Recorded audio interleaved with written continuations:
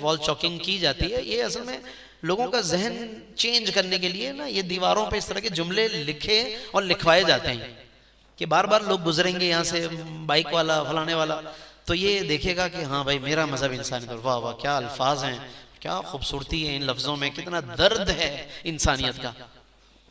ठीक है, तो भाई आपको इस्लाम कहने और इस्लाम लिखने में क्या हो रहा था, और मौत आ रही थी आपको?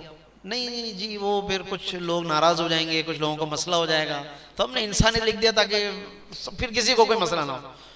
तो वो जो फिर कुरान ने कहा है वो आयत भी फिर ना पढ़ी आप। कुरान ने फरमाया इन्ना दीन इंदल्लाहिल इस्लाम, कि दीन तो बेशक मजहब अल्लाह के नजदीक इस्लाम है, और आप लिख रहे हैं दीवार पे या पुल पे कि मेरा मजहब इंसानियत है।